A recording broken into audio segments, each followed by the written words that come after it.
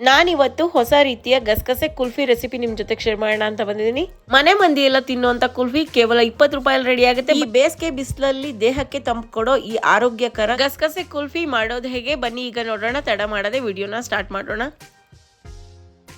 ಈ ಕುಲ್ಫಿ ಮಾಡೋದಕ್ಕೆ ಮೊದಲಿಗೆ ಒಂದು ಬೌಲ್ನ ತಗೊಂಡಿದ್ದೀನಿ. ಗಸಗಸೆ 2 ಸ್ಪೂನ್ನಷ್ಟು ತಗೊಂಡಿದ್ದೀನಿ. ಗಸಗಸೆ ಮನೇಲಿ ಜಾಸ್ತಿ ಇದ್ರೆ ಸ್ವಲ್ಪ ಧಾರಾಳವಾಗಿ ಜಾಸ್ತಿನೇ ಗಸಗಸೆನ ಹಾಕೊಳ್ಳಿ. ಅದ್ರ ಜೊತೆಗೆ ಅಕ್ಕಿ ತಗೊಂಡಿದ್ದೀನಿ, ಅದು 2 ಸ್ಪೂನ್ನಷ್ಟು ತಗೊಂಡಿದ್ದೀನಿ. ಇದ್ರ ಜೊತೆಗೆ ಕುಲ್ಫಿ ಟೇಸ್ಟ್ನ ಜಾಸ್ತಿ ಮಾಡೋದಕ್ಕೆ ಬಾದಾಮಿ ಕೂಡ ತಗೊಂಡಿದ್ದೀನಿ. ಈ ಮೂರನ್ನು ಒಟ್ಟಿಗೆ ನೆನೆಸ್ಕೋಬೇಕು. 12ರಿಂದ 15 ಬಾದಾಮಿ ತಗೊಂಡಿದ್ದೀನಿ. ಇದು ಆಪ್ಷನಲ್ ಫ್ರೆಂಡ್ಸ್ ಇದ್ರೆ ಹಾಕೊಳ್ಳಿ, ಇಲ್ಲಾಂದ್ರೆ ಸ್ಕಿಪ್ ಮಾಡಿ. ಸ್ವಲ್ಪ ನೀರನ್ನು ಹಾಕಿ ಇದನ್ನು ನೆನೆ ಇಡೋಣ. ಜಾಸ್ತಿ ನೀರು ಹಾಕಬಾರ್ದು, ಇದು ಮುಳುಗುವಷ್ಟಷ್ಟೇ ನೀರು ಹಾಕೋಬೇಕು. ಸ್ವಲ್ಪ ಜಾಸ್ತಿ ನೀರೇನಾದರೂ ಹಾಕಿದ್ರೆ ಗಸಗಸೆ ರುಬ್ಬೋದು ಕಷ್ಟ ಆಗುತ್ತೆ. ಸೊ ಹಾಗಾಗಿ ನೋಡಿ ಸ್ವಲ್ಪನೇ ಮುಳುಗೋಷ್ಟು ನೀರನ್ನು ಹಾಕಿ ಇದನ್ನು 2ರಿಂದ 3 ಗಂಟೆ ನೆನೆಯೋದಕ್ಕೆ ಇಟ್ಟಿದ್ದೀನಿ.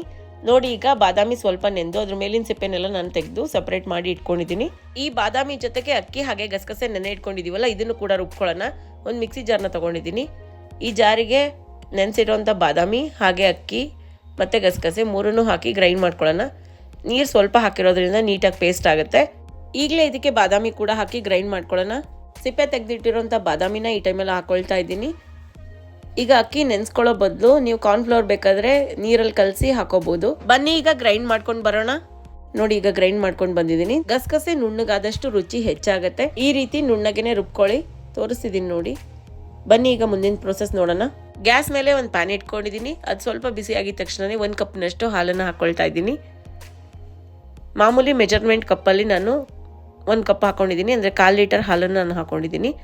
ಇದಕ್ಕೆ ಅಷ್ಟೇ ಪ್ರಮಾಣದ ಸಕ್ಕರೆನ ಹಾಕ್ಕೊಳ್ತಾ ಇದ್ದೀನಿ.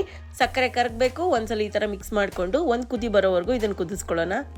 ನೀವು ಅಕ್ಕಿ ನೆನೆಸ್ಕೊಳ್ಳೋ ಬದಲು ಈ ಟೈಮಲ್ಲಿ ಕಾರ್ನ್ಫ್ಲೋರ್ನ ನೀರಿನಲ್ಲಿ ಮಿಕ್ಸ್ ಮಾಡಿ ಹಾಕಿ ಬೇಕಾದರೆ ಕುದಿಸ್ಕೋಬೋದು. ಆ ಟೇಸ್ಟು ತುಂಬಾ ಚೆನ್ನಾಗಿರುತ್ತೆ, ಹಾಗೆ ಈಸಿಯಾಗಿದೆ. ನೋಡಿ ಈಗ ನಾನೇನು ರುಬ್ಬಿಟ್ಕೊಂಡಿದ್ದೀನಲ್ಲ ಈ ಮಿಶ್ರಣನ ಈಗ ಹಾಕ್ಕೊಂಡು ಮಿಕ್ಸ್ ಮಾಡ್ಕೊಳ್ತಾ ಇದ್ದೀನಿ. ಈಗ ಗ್ಯಾಸ್ನ ಲೋ ಫ್ಲೇಮ್ನಲ್ಲಿ ಇಟ್ಟಿದ್ದೀನಿ. ನೀವು ಹೊಸದಾಗಿ ಮಾಡೋರಾದರೆ ಮಾಡೋದಕ್ಕೆ ಕಷ್ಟ ಅನ್ಸಿದ್ರೆ ಈ ರುಬ್ಕೊಂಡಿರೋ ಪೇಸ್ಟಿಗೆ ಸ್ವಲ್ಪ ನೀರು ಹಾಕಿ ಮಿಕ್ಸ್ ಮಾಡಿಕೊಂಡು ತೆಳ್ಳಗೆ ಮಾಡಿ ಕನ್ಸಿಸ್ಟೆನ್ಸಿನ ಆಮೇಲೆ ಇದಕ್ಕೆ ಹಾಕೊಳ್ಳಿ. ಅವಾಗ ಈಸಿ ಆಗುತ್ತೆ, ಗಂಟಾಗೋದಿಲ್ಲ. ನಾನು 2 ಕಪ್ನಷ್ಟು ನೀರು ಹಾಕಿ ಕನ್ಸಿಸ್ಟೆನ್ಸಿ ಅಡ್ಜಸ್ಟ್ ಮಾಡಿ ಈ ಥರ ಮಾಡ್ಕೊಂಡಿದ್ದೀನಿ. ನೋಡಿ ಇಷ್ಟು ಕನ್ಸಿಸ್ಟೆನ್ಸಿ ಆದರೆ ಕರೆಕ್ಟ್ ಆಗುತ್ತೆ.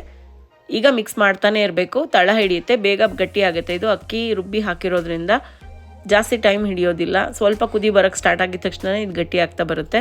ನೀವೇ ನೋಡಿ, ಆಗ ತುಂಬ ತೆಳ್ಳಗಿತ್ತು, ಈಗ ಕೈ ಆಡಿಸ್ತಾ ಗಟ್ಟಿ ಆಗ್ತಾ ಬರ್ತಾ ಇದೆ ಕನ್ಸಿಸ್ಟೆನ್ಸಿ.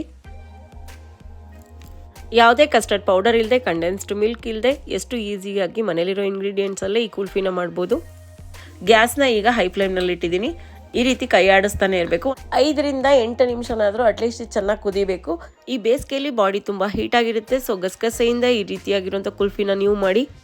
ಇಷ್ಟ ಆಗಿದ ತಕ್ಷಣ ಇದಕ್ಕೆ ಕಟ್ ಮಾಡಿರೋಂಥ ಪಿಸ್ತಾನ ಹಾಕ್ತಾ ಇದ್ದೀನಿ. ಮಧ್ಯದಲ್ಲಿ ಪಿಸ್ತಾ ಬಾಯಲ್ಲಿ ಸಿಕ್ಕರೆ ತುಂಬ ಚೆನ್ನಾಗಿರುತ್ತೆ ಅಂತ. ಬೇಕಾದರೆ ನೀವು ಯಾವ್ದಾದ್ರು ಫ್ಲೇವರ್ನ ಆ್ಯಡ್ ಮಾಡ್ಬೋದು. ವೆನಿಲ್ಲಾ ಎಸೆನ್ಸ್ ಹಾಕಿದ್ರೆ ಇನ್ನೂ ಚೆನ್ನಾಗಿರುತ್ತೆ. ನ್ಯಾಚುರಲ್ ಆಗಿ ಗಸಗಸೆ ಟೇಸ್ಟ್ ಬಾಯಲ್ಲಿ ಸಿಕ್ಕರೆ ತುಂಬ ಚೆನ್ನಾಗಿರುತ್ತೆ ಅಂತ ಹೇಳಿ ನಾನು ಯಾವುದೇ ಇದಕ್ಕೆ ಫ್ಲೇವರ್ನ ಎಸೆನ್ಸ್ನ ಆ್ಯಡ್ ಮಾಡಿಲ್ಲ. ಈ ಪಿಸ್ತಾ ಹಾಕಿದ್ಮೇಲೆ ಒಂದ್ಸಲ ನೀಟಾಗಿ ಮಿಕ್ಸ್ ಮಾಡಿಕೊಂಡು ಸ್ವಲ್ಪ ತಣ್ಣಗಾಗೋದಕ್ಕೆ ಬಿಡಬೇಕು. ಬಿಸಿ ಇರುವಾಗಲೇ ಮೋಲ್ಡಿಗೆ ಹಾಕೋದಕ್ಕೆ ಸರಿ ಹೋಗಲ್ಲ. ಸ್ವಲ್ಪ ತಣ್ಣಗಾದ್ಮೇಲೆ ಇದನ್ನು ಮೋಲ್ಡಲ್ಲಿ ಹಾಕೋಣ. ಇದನ್ನೀಗ 1 ಗಂಟೆ ಹಾಗೆ ಆಚೆ ಇಟ್ಟಿದ್ದೀನಿ. 1 ಗಂಟೆ ಆದಮೇಲೆ ಮೋಲ್ಡ್ನಲ್ಲಿ ಹಾಕ್ತೀನಿ. ನೋಡಿ ನಾನು ಈ ರೀತಿಯಾಗಿರುವಂಥ ಒಂದು ಮೋಲ್ಡ್ನ ತೊಗೊಂಡಿದ್ದೀನಿ. ಟೌನಲ್ಲಿ ಶಾಪ್ಗಳಲ್ಲಿ ಸಿಗಲಿಲ್ಲ ಅಂದರೂ ಆನ್ಲೈನಲ್ಲಿ ಆರಾಮಾಗಿ ಸಿಗುತ್ತೆ. ಅಮೆಝಾನ್ ಫ್ಲಿಪ್ಕಾರ್ಟಲ್ಲೆಲ್ಲ 100-120 ರೂಪಾಯಿಗೆ ಈ ರೀತಿಯಾಗಿರುವಂಥ ಮೋಲ್ಡ್ಗಳು ಸಿಗುತ್ತೆ. ಮೊದಲಿಗೆ ಈ ರೀತಿ ಕ್ಯಾಪನ್ನೆಲ್ಲ ನಾನು ತೆಗೆದು ನಾವೇನು ರೆಡಿ ಮಾಡಿ ಇಟ್ಕೊಂಡಿದ್ವಿ ಆ ಪೇಸ್ಟನ್ನು ಇದ್ರೊಳಗೆ ಈಗ ಹಾಕೋಣ. ಈ ಬಿಸಿಲಲ್ಲಿ ತಣ್ಣಗಿರೋದನ್ನು ಏನಾದರೂ ತಿನ್ನಬೇಕು ಅಂತ ಯಾವಾಗಲೂ ಅನ್ನಿಸ್ತಿರುತ್ತೆ. ಹೊರಗಡೆಯಿಂದ ತಂದು ತಿನ್ನೋ ಬದಲು ಈ ರೀತಿಯಾಗಿ ಹೆಲ್ತಿಗೆ ಒಳ್ಳೇದಾಗಿರುವಂಥ ತಂಪಾಗುವಂಥ ಗಸಗಸೆಯಿಂದ ಕುಲ್ಫಿನ ಮಾಡಿಟ್ಕೊಂಡ್ರೆ ನಿಮ್ಗೆ ಯಾವಾಗ ತಿನ್ನಬೇಕು ಅನಿಸುತ್ತೆ ಆ ಟೈಮಲ್ಲಿ ಇದನ್ನು ತಿನ್ನಿ. ತುಂಬ ಟೇಸ್ಟಿಯಾಗಿರುತ್ತೆ, ಹಾಗೆಯೇ ಆರೋಗ್ಯಕ್ಕೆ ತುಂಬಾ ಒಳ್ಳೆಯದು, ದೇಹಕ್ಕೆ ತುಂಬಾ ತಂಪು ಗಸಗಸೆ. ಸೊ ಹಾಗಾಗಿ ಈ ರೀತಿ ನೋಡಿ ನಾನು ಎಲ್ಲದಕ್ಕೂ ಫಿಲ್ ಮಾಡಿ ಇಟ್ಕೊಂಡಿದ್ದೀನಿ. ಈಗ ಇದನ್ನು ಕ್ಯಾಪ್ ಮುಚ್ಚಿ ಓವರ್ ನೈಟ್ ಇದನ್ನು ಫ್ರೀಸ್ ಆಗೋದಕ್ಕೆ ಬಿಡ್ತೀನಿ. ಇದು ನೀಟಾಗಿ ಸೆಟ್ ಆಗೋದಕ್ಕೆ 8ರಿಂದ 10 ಗಂಟೆ ಬೇಕೇ ಬೇಕು.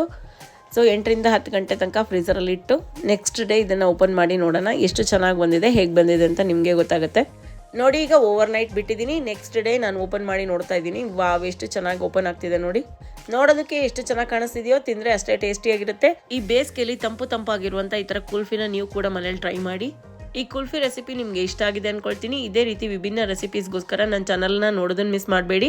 ನನ್ನ ವಿಡಿಯೋ ನೋಡ್ತಿರೋ ಎಲ್ಲ ನನ್ನ ಫ್ರೆಂಡ್ಸಿಗೂ ಥ್ಯಾಂಕ್ ಯು. ಇದೇ ರೀತಿ ಸಪೋರ್ಟ್ ಮಾಡಿ.